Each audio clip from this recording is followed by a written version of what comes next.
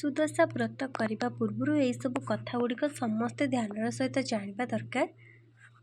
ଆଗକୁ ଆସୁଛି ସୁଦଶା ବ୍ରତ। ଜୁନ୍ 5 ତାରିଖରେ ସୁଦଶା ବ୍ରତ ପଡ଼ୁଛି। ଯେଉଁମାନେ ପୁରୁଣା ବ୍ରତୀ ସେମାନେ ଏହି ସୁଦଶା ବ୍ରତକୁ ନିଶ୍ଚୟ ପାଳନ କରିବେ। କିନ୍ତୁ ପାଞ୍ଜିରେ ଯେହେତୁ ନୂଆ ବ୍ରତ ଆରମ୍ଭ କରିବା ପାଇଁ କିଛି ବି ଲେଖା ହୋଇନାହିଁ, ତେଣୁ ଜୁନ୍ 5 ତାରିଖରେ ନୂଆ ବ୍ରତ ଯେଉଁମାନେ ଆରମ୍ଭ କରିବାକୁ ଚାହୁଁଥିବେ ନୂଆ ବ୍ରତ ଆରମ୍ଭ କରିବେ ନାହିଁ, ଯେହେତୁ ପାଞ୍ଜିରେ ଲେଖା ନାହିଁ। ପ୍ରତ୍ୟେକ ଓଡ଼ିଆ ବିବାହିତ ନାରୀମାନେ ଏବଂ ପୁରୁଷମାନେ ଉଭୟ ସୁଦଶା ବ୍ରତ କରିପାରିବେ। ସୁଦଶା ବ୍ରତରେ ମା ଲକ୍ଷ୍ମୀଙ୍କୁ ପୂଜା କରାଯାଏ।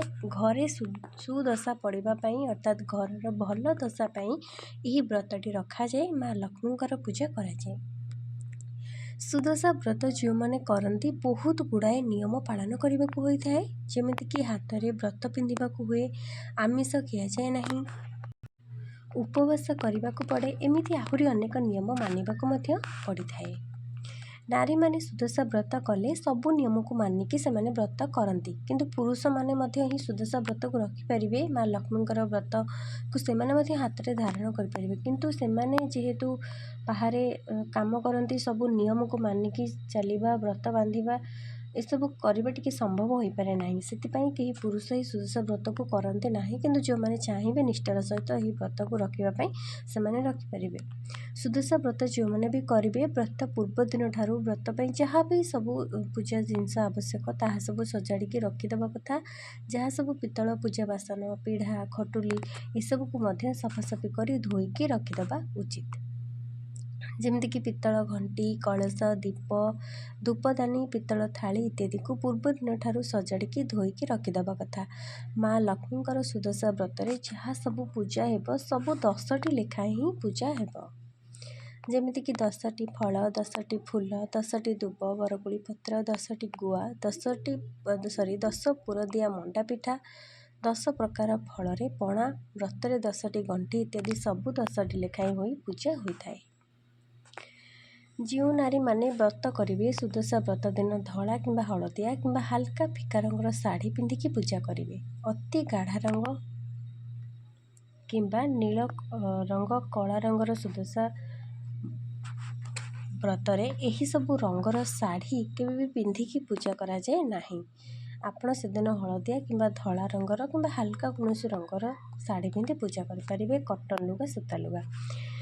ଗୁରୁବାର ବ୍ରତ ଦିନ ଆମିଷ, ପିଆଜ, ରସୁଣ, ପିତା, ପୋଡ଼ା, ଲାଉ, ଛତୁ, ମସୁର, ଉଷୁନା ଏସବୁ ଖାଇବା କଥା ନୁହେଁ। ମା ଲକ୍ଷ୍ମୀଙ୍କ ପାଖରେ ଯାହା ସବୁ ପୂଜା ହୋଇଥିବ ସେହି ପ୍ରସାଦ ସେବନ କରି ଆପଣ ବ୍ରତକୁ ପାଳନ କରିବା ଉଚିତ। ଯାହା ସବୁ ପିଠାପଣା କରିଥିବେ, ଫଳମୂଳ ପୂଜା କରିଥିବେ କିମ୍ବା କେହି ଶଙ୍କୁଡ଼ି ଭୋଗ ମଧ୍ୟ ପୂଜା କରନ୍ତି, ଶଙ୍କୁଡ଼ି ଭୋଗ ଯାହା ପୂଜା କରିଥିବେ ତାକୁ ମଧ୍ୟ ଆପଣମାନେ ସେବନ କରି ଆପଣମାନେ ବ୍ରତକୁ ପାଳନ କରିବେ। ବ୍ରତ ଦିନ କାହାକୁ ଗାଳି କରିବା, ଝଗଡ଼ା କରିବା, ଅପମାନ ଦେବା, ମିଛ କହିବା ଇତ୍ୟାଦି ଯେତେ ସବୁ ଭୁଲ କାମ ଏହି ଦିନ କରିବା କଥା ନୁହେଁ। ଏହିସବୁ କାମ କଲେ ବ୍ରତ ଆମର ଖଣ୍ଡିତ ହୋଇଥାଏ। କାହିଁକିନା ବ୍ରତ କରିବାର ଅର୍ଥ ହେଉଛି କେବଳ ଭଗବାନଙ୍କର କଥା ଶୁଣିବା। ସେଦିନ କେବଳ ଭଗବାନଙ୍କ ଭଜନ ଶୁଣିବା, ଭଗବାନଙ୍କ ପାଖରେ ହିଁ ମନ ଲଗାଇବା, ଧ୍ୟାନ ଲଗାଇବା। ସେଥିପାଇଁ କୁହାଯାଏ ବ୍ରତରେ ସବୁବେଳେ ମୌନ ରହିବା ପାଇଁ। ବ୍ରତ ଦିନ ଶରୀରରୁ କୌଣସି ଅଳଙ୍କାର ଉତାରିବା ଉଚିତ ନୁହେଁ। ବ୍ରତର ପୂର୍ବ ଦିନ ଠାରୁ ସବୁ ଅଳଙ୍କାରକୁ ଉତାରିକି ପିନ୍ଧି ନେବା ଉଚିତ। ବ୍ରତ ଦିନ ଭୋରୁ ଭୋରୁ ସ୍ନାନ କରିନେବା ଉଚିତ। ଗାଧୋଇ ସାରି ଧଳା କିମ୍ବା ହଳଦିଆ ରଙ୍ଗର ଲୁଗା ପିନ୍ଧି ଅଳତା ସିନ୍ଦୁର ଲଗାଇ ସଜବାଜ ହେବା ପରେ ପୂଜା ଘର ସବୁ ଦ୍ୱାରବନ୍ଧ ଏବଂ ଚଉରା ମୂଳରେ ଝୋଟି ଚିତା ପକାଇବା ଉଚିତ। ତାପରେ ମୁଖ୍ୟ ଦ୍ୱାରକୁ ଆମ୍ବପତ୍ର କିମ୍ବା ଅଶୋକ ପତ୍ରର ତୋରଣ ଦେଇ ସଜେଇ ଦେବା ଉଚିତ। ମୁଖ୍ୟ ଦ୍ୱାର ପୂଜା ଘରକୁ ମଧ୍ୟ ତୋରଣରେ ସଜେଇ ଦେବା ଉଚିତ। ସୁଦଶା ବ୍ରତ ଘରେ ପୂଜା ହୋଇଥାଏ। କିନ୍ତୁ ଯଦି ଆପଣ ବାହାରେ ରହୁଛନ୍ତି, ଭଡ଼ା ଘରେ ରହୁଛନ୍ତି, ଗୋଟିଏ ରୁମ୍ ଅଛି, କିଛି ଅସୁବିଧା ଅଛି, ତାହେଲେ ଆପଣମାନେ ଲକ୍ଷ୍ମୀଙ୍କ ମନ୍ଦିରରେ ଯାଇକି ମଧ୍ୟ ଆପଣଙ୍କ ବ୍ରତକୁ ପୂଜା କରିପାରିବେ। ଛୁତକ ମୃତକ ସମୟରେ ସୁଦଶା ବ୍ରତ ପୂଜା କରାଯାଏ ନାହିଁ। କେବଳ ବ୍ରତର ସବୁ ନିୟମକୁ ପାଳନ କରାଯାଏ। ମାସିକ ଧର୍ମ ସମୟରେ ମଧ୍ୟ ସୁଦଶା ବ୍ରତ ପୂଜା ଆପଣ ନିଜେ କରିବେନି। ଯଦି ଶାଶୁ କରୁଛନ୍ତି ଶାଶୁଙ୍କୁ କହିବେ ସେ ଆପଣଙ୍କ ବ୍ରତକୁ ପୂଜା କରିଦେଇକି ରଖିଥିବେ, ଆପଣ ପରେ ସେ ସୁଦଶା ବ୍ରତକୁ ପିନ୍ଧି ପାରିବେ। ମାସିକ ଧର୍ମର 6 ଦିନ ହୋଇଯାଇଥିଲେ ଶୁଦ୍ଧ ସ୍ନାନ କରି ଆପଣମାନେ ମା ଲକ୍ଷ୍ମୀଙ୍କର ସୁଦଶା ବ୍ରତ ନିଜେ ଘରେ ପୂଜା କରିପାରିବେ। ସୁଦଶା ବ୍ରତରେ 10ଟି ଗଣ୍ଠି ପଡ଼ିଥାଏ। ମା ଲକ୍ଷ୍ମୀଙ୍କର 10ଟି ନାମରେ 10ଟି ଗଣ୍ଠି ପକାଯାଏ। ଏବଂ ବ୍ରତକୁ ଡାହାଣ ହାତରେ କହୁଣୀର ଉପରକୁ ପିନ୍ଧାଯାଏ। ବାହୁରେ ଚୁଡ଼ି ଯେଉଁଠି ପିନ୍ଧାଯାଏ, ଚୁଡ଼ି ପିନ୍ଧିବା ସ୍ଥାନରେ ବ୍ରତ କେବେ ପିନ୍ଧିବା କଥା ନୁହେଁ, କାରଣ ଅଇଁଠା ପାଣି ବ୍ରତରେ ପଡ଼େ, ଯାହାକି ଭଲ ନୁହେଁ।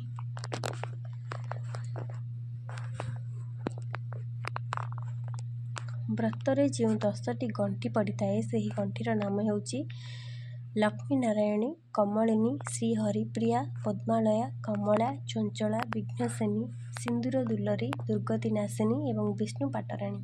ଏହି 10ଟି ନାମ, ପ୍ରତ୍ୟେକ ଗଣ୍ଠିର ନାମ ଆପଣମାନେ ମା ଲକ୍ଷ୍ମୀଙ୍କ ନାମରେ ନେବେ ଆଉ ଗଣ୍ଠି ପକାଇବେ। ତାପରେ ହଳଦୀ ପାଣିରେ ବୁଡ଼େଇ ଫୁଲ ଦୁବ ଦେଇ ଆପଣମାନେ ବ୍ରତକୁ ଧାରଣ କରିବେ। ଏହି 10ଟି ନାମ ଧରି ସୁଦଶା ବ୍ରତରେ 10ଟି ଗଣ୍ଠି ପକାଇବା ଉଚିତ। ସୁଦଶା ବ୍ରତ କେବେ ଚୋରି ହେବା ଉଚିତ ନୁହେଁ। ଏହା ଆମ ପାଇଁ ଭଲ ନୁହେଁ, ମଙ୍ଗଳ ନୁହେଁ, ଏକ ଶୁଭ ସଂକେତ ନୁହେଁ। ସୁଦଶା ବ୍ରତ ସ୍ୱୟଂ ମା ଲକ୍ଷ୍ମୀଙ୍କର ସ୍ୱରୂପ, ଯାହାକୁ ଆମେ ସବୁବେଳେ ହାତରେ ଧାରଣ କରିଥାନ୍ତି। ତ ହଜିଯିବାଟା ଭଲ କଥା ନୁହେଁ, ସବୁବେଳେ ଟିକେ ଧ୍ୟାନ ରଖିବା ଉଚିତ। କିନ୍ତୁ କୌଣସି କାରଣ ପାଇଁ ଯଦି ଚୋରି ହୋଇଯାଇଛି କିମ୍ବା ହଜିଯାଇଛି, ତାହେଲେ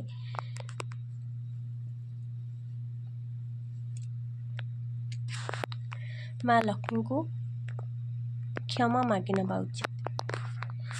ମା ସବୁ ଜାଣିଛନ୍ତି, ତେଣୁ ଆପଣଙ୍କୁ ସେ ନିଶ୍ଚୟ କ୍ଷମା କରିଦେବେ। ତାପରେ ଆପଣ ପୂଜା କରିଥିବା ବ୍ରତ ପିଢ଼ିରୁ ଆଉ ଏକ ବ୍ରତକୁ କ୍ଷୀରରେ ବୁଡ଼େଇକି ପିନ୍ଧିପାରିବେ। ଚୋରି ହେଇଯିବ ଅର୍ଥାତ୍ ହଜିଯିବା। ଯଦି ଆପଣଙ୍କର ବ୍ରତଟି ଅଜାଣତରେ ଖସିଯାଇଛି ବା ହାତରୁ ହଜିଯାଇଛି, ତାହେଲେ ଆପଣମାନେ ମାଆଙ୍କୁ କ୍ଷମା ମାଗି ନେବେ। ପୂର୍ବରୁ ଯେଉଁ ବ୍ରତ ରଖିଥିବେ ପୂଜା କରିକି ବ୍ରତ ପିଢ଼ିରେ, ସେଇ ବ୍ରତକୁ ମଧ୍ୟ ପିନ୍ଧିପାରିବେ। ଅନ୍ୟ କାହାର ସୁଦଶା ବ୍ରତ ପାଇଲେ ତାକୁ ପାଣିରେ ଉଛେଇ ଦେବେ, କେବେ ବି ନିଜେ ରଖିବେନି। କାହିଁକିନା ଅନ୍ୟର ବ୍ରତକୁ ଆମେ ରଖିବା କଥା ନୁହେଁ। ଆମେ ସେହି ବ୍ରତକୁ ପୂଜା କରିନାହାନ୍ତି, ତ ସେଇ ବ୍ରତ କେବଳ ଆମ ପାଇଁ ସୂତା ଖିଅ ମାତ୍ର। ତେଣୁକରି ଆମେ ସେଇ ବ୍ରତକୁ ରଖିବାନି କି ପୂଜା କରିବାନି। ଆମେ ସେଇ ବ୍ରତକୁ ତୁରନ୍ତ ହିଁ ବିସର୍ଜନ କରିଦେବା। ଶବକୁ ଛୁଇଁଦେଲେ କିମ୍ବା ଶିଶୁ ଜନ୍ମ ପରେ ଯେଉଁ ଏନ୍ତୁଡ଼ି ଛୁଆଁ ମାନେ ହେଲେ ବା ସେଇ ମାଆଙ୍କୁ ଯିଏ ଛୁଅନ୍ତି ଏନ୍ତୁଡ଼ି ସମୟରେ, ତ ସେଇ ସମୟରେ ଯଦି ଛୁଇଁଦେବେ ତାହେଲେ ସୁଦଶା ବ୍ରତଟି ମାରା ହୋଇଥାଏ। ସେଇ ବ୍ରତଟି ଆଉ ପିନ୍ଧାଯାଏ ନାହିଁ, ତାକୁ ନିଶ୍ଚିନ୍ତ ଜଳରେ ଉଜେଇ ଦେବେ, ସେଇ ବ୍ରତଟି ମାରା ହୋଇଗଲା। କିନ୍ତୁ ଶବକୁ ଆପଣ ନ ଛୁଇଁଥିବେ କିନ୍ତୁ ଅଣସୁଧିଆ ଯଦି ପାଳୁଥିବେ, ଛୁତକ ମୃତକ ସବୁ ପାଳୁଥିବେ, ତାହେଲେ ବ୍ରତ ମାରା ତ ହୋଇଥାଏ, କିନ୍ତୁ ଆମେ ସେହି ବ୍ରତକୁ ପୁଣି ଥରେ ପିନ୍ଧିପାରିବା। କଞ୍ଚା କ୍ଷୀରରେ ବୁଡ଼େଇକି, ହଳଦୀ ପାଣିରେ ବୁଡ଼େଇକି, ଟିକେ ପୂଜା କରିଦେଇକି, ଟିକେ ଧୂପ ବୁଲେଇ ଦେଇକି, ଦୀପ ବୁଲେଇ ଦେଇକି ଆମେ ପୁଣି ଥରେ ସେହି ବ୍ରତକୁ ପିନ୍ଧିପାରିବା। କିନ୍ତୁ ଶବକୁ ଛୁଇଁଦେଲେ, ଏନ୍ତୁଡ଼ି ଛୁଆଁ ହେଇଗଲେ ବ୍ରତକୁ ଆମେ ପୁଣି ଥରେ ପିନ୍ଧିପାରିବା ନାହିଁ। କିନ୍ତୁ ଶବକୁ ଛୁଇଁଥିଲେ ସେହି ବ୍ରତକୁ ଆମେ ବିସର୍ଜନ କରିଦେବା ଉଚିତ। ପୁରୁଣା ବ୍ରତ କିମ୍ବା ସୁଦଶା ବ୍ରତ ଯଦି ଛିଣ୍ଡି ଯାଇଛି, ତାହେଲେ ତାକୁ ବିସର୍ଜନ କରିବେ ନାହିଁ। ତାକୁ ବ୍ରତ ପିଢ଼ିରେ ସଜାଡ଼ିକି ସାଇତିକି ରଖିବେ। ବ୍ରତ ଆମେ ଯେତେ ପର୍ଯ୍ୟନ୍ତ ବଞ୍ଚିଛନ୍ତି, ସେହି ବ୍ରତ ଆମ ସହିତ ସେମିତି ହିଁ ରହିବେ। ଆମେ ସାଇତିକି ରଖିବା, ପୂଜା କରିବା, କେବେ ଉଝେଇବେ ନାହିଁ। ଯେଉଁମାନେ ବାପ ଘରେ ସୁଦଶା ବ୍ରତ ଦିନ ଥିବେ, କୌଣସି ବି କାରଣ ପାଇଁ ଯାଇଥିବେ ବୁଲିବା ପାଇଁ, ତାହେଲେ ବ୍ରତ ସେମାନେ କରିପାରିବେ, ବାପ ଘରେ ବି କରିପାରିବେ। କିନ୍ତୁ ମା ଏବଂ ଭାଉଜଙ୍କ ସହିତ ନୁହେଁ, ଅଲଗା ମା ଲକ୍ଷ୍ମୀଙ୍କୁ ସେଇଠି ପୂଜା କରିବେ, ବ୍ରତକୁ ପୂଜା କରିବେ। କିନ୍ତୁ ମା ଆଉ ଭାଉଜଙ୍କ ସହିତ ମିଶିକି ଗୋଟିଏ ଜାଗାରେ ପୂଜା କରିବେ ନାହିଁ। କୁହାଯାଏ, ବାହା ହୋଇଥିବା ଝିଅ ବାପ ଘରେ ମା ଲକ୍ଷ୍ମୀଙ୍କର ପ୍ରସାଦ ମଧ୍ୟ ସେବନ କରିବା କଥା ନୁହେଁ। ଏହା କଲେ ମା ଲକ୍ଷ୍ମୀ ସେହି ଘର ଛାଡ଼ି ଚାଲିଯାଆନ୍ତି। ଯଦି କୌଣସି କାରଣ ପାଇଁ ଝିଅ ସୁଦଶା ବ୍ରତ ଦିନ ବାପ ଘରେ ଥାଆନ୍ତି, ତାହେଲେ ଅଲଗା ବ୍ରତକୁ ଆପଣମାନେ ପୂଜା କରିବେ, ଅଲଗା ଠାକୁର ବସାଇ ଦେବେ, କଳସ ବସାଇବେ, ଗୁଆ ବସାଇବେ, ମାଆଙ୍କୁ ପୂଜା କରିକି ନିଜେ ବ୍ରତ କରିପାରିବେ।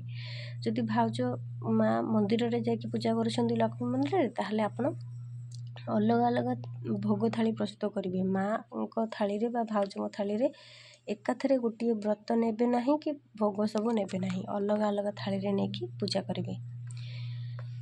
ତାପରେ ଜାଣିବା, ଯେଉଁମାନେ ସବୁ ଓଡ଼ିଶା ବାହାରେ ଅଛନ୍ତି, ବହୁତ ଦୂରରେ ରହୁଛନ୍ତି, ସେମାନେ ସୁଦଶା ବ୍ରତ ଘରେ ହିଁ କରିବା କଥା। ଯଦି ପାଖରେ ଲକ୍ଷ୍ମୀ ମନ୍ଦିର ଅଛି ତାହେଲେ ମଧ୍ୟ କରିପାରିବେ, ନାହିଁ ତ ଘରେ ପୂଜା କରିବେ। ପିଢ଼ାରେ 2ଟି ଗୁଆ ଏବଂ ଲକ୍ଷ୍ମୀ ନାରାୟଣଙ୍କ ଫଟୋ ରଖି କଳସ ବସେଇକି ବ୍ରତକୁ ଆପଣମାନେ ପୂଜା କରିପାରିବେ। ସବୁ ଜିନିଷ ତ ଆଭେଲେବୁଲ୍ ନଥାଏ ଯେଉଁମାନେ ବାହାରେ ରହୁଛନ୍ତି। ଯେତେବେଳେ ଆପଣମାନେ ଓଡ଼ିଶା ଆସିବେ, ମନେ ରଖନ୍ତୁ ସାଙ୍ଗରେ ସୁଦଶା ବ୍ରତର ବହି, ବ୍ରତ, ଗୁଆ ଶୁଖିଲା ବେଲପତ୍ରର ପାଉଡ଼ର, ଶୁଖିଲା ତୁଳସୀ ପତ୍ରର ପାଉଡ଼ର, ତୁଳସୀ କାଠି ଏସବୁ ସାଙ୍ଗରେ ନେଇଯିବେ।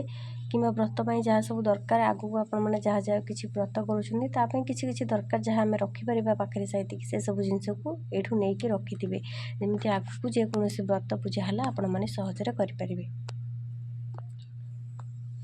ଓମ୍ ମହାଲକ୍ଷ୍ମୀ ଚ ବିଦ୍ମହେ ବିଷ୍ଣୁପତ୍ନୀ ଚ ଧୀମହି ତନ୍ନୋ ଲକ୍ଷ୍ମୀ ପ୍ରଚୋଦୟାତ୍। ଏହି ମନ୍ତ୍ରଟି ବା ଏହି ଗାୟତ୍ରୀ ମନ୍ତ୍ରଟି ମା ଲକ୍ଷ୍ମୀଙ୍କର ଅଟେ। ତ ଏହି ମନ୍ତ୍ରକୁ ଉଚ୍ଚାରଣ କରି ଆପଣମାନେ ସୁଦଶା ବ୍ରତକୁ ସେଦିନ ପୂଜା କରିପାରିବେ। ଆଉ ବହି ନିଶ୍ଚୟ ପଢ଼ିବେ। ଆଉ ଯେକୌଣସି ବ୍ରତ ହେଉ ପୂଜା ହେଉ, ପୂଜା ସରିବା ପରେ ଦକ୍ଷିଣା ରଖିବେ, ତା ସହିତ କ୍ଷମା ପ୍ରାର୍ଥନା କରିବେ। ଏହା ନିହାତି ସମସ୍ତଙ୍କୁ କରିବା ଉଚିତ। ଶେଷ ଯାଏଁ ଭିଡ଼ିଓଟି ଆପଣମାନେ ଦେଖିଥିବାରୁ ଆପଣ ସମସ୍ତଙ୍କୁ ଅନେକ ଅନେକ ଧନ୍ୟବାଦ। ଏମିତି ଶିକ୍ଷଣୀୟ ଭିଡ଼ିଓ ଯେଉଁମାନେ ପ୍ରତ୍ୟେକ ଦିନ ଦେଖିବା ପାଇଁ ଚାହୁଁଛନ୍ତି ଆମ ଚ୍ୟାନେଲକୁ ନିହାତି ସବସ୍କ୍ରାଇବ୍ କରନ୍ତୁ। ଆଜି ପାଇଁ ଏତିକି, ରହିଲି। ଜୟ ମା ଲକ୍ଷ୍ମୀ। ଧନ୍ୟବାଦ।